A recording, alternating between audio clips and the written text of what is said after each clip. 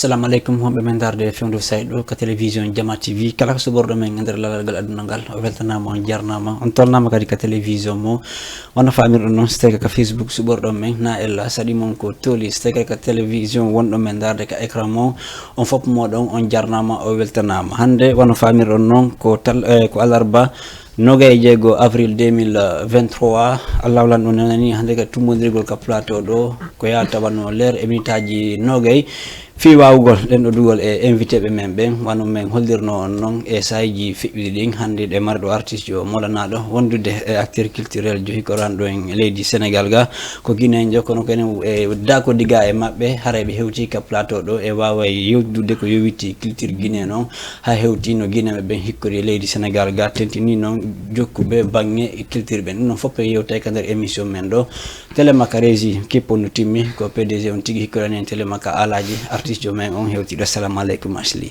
Waleykum salam. mais weltani kema men jarnima sadima ko toli ka Jama TV ko min ɓuri on jarama buy voilà fi wawgol yaddugol e Asli hare en tolni e Patoucha Male woɓɓe nako baben soro ya pas de souci ko grand père ɓenno fo woɓɓe gono inna la secte voilà a hulay taw famata wo hewtika plateau Jama TV narannu on ni kono ko arannu meɗen tinodirde ɗo PDG sadimon ko toli. Non, merci Amidou.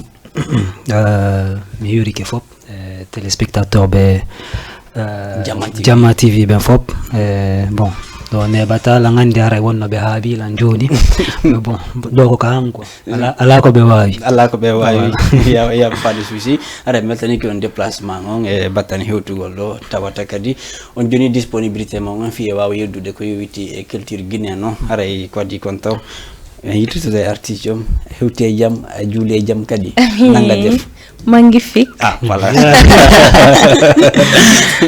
dan yo buri la no mo buri ma wadi do balde di ko no buri no mandan ko jokko da quoi no min non la fama c'est da min kadi la nana my watch Lobugo voilà Chikanam Pass Jerejef Jaima voilà andi ko min jallo boutique be wondi programme ma fetiga amna voilà secte wangal amna ale kono to wawata yarde ka plateau Jama TV ngulendi fuddi ke PDG walla en jontere makari to ya pas souci voilà be famille déjà are Asli are ko di kon taw Asli kon Asli Indering Ashley. Okay. Ko mi jangayno l'école. Ko anglais mi jangi.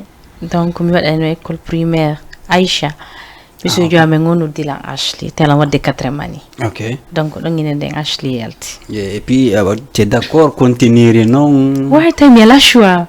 Ay moment hay si tayno mi wonano d'accord déjà gayni no yaltude. Ashley. D'accord, y a pas de souci. Ashley ko artiste jo ko dum wadi ado taw en fokkintinde yewtere nden ilitoto très rapidement ka régie e ndaren clip goto fiyo jamangol burtu andude ko hombo woni Ashley bawto dum arten ka plateau do wawi fokkintinde de baw telema ka régie son hebulike hare wadana men clip Ashley goto fiyo jama on burtu andude ko hombo tunde hande ka plateau men do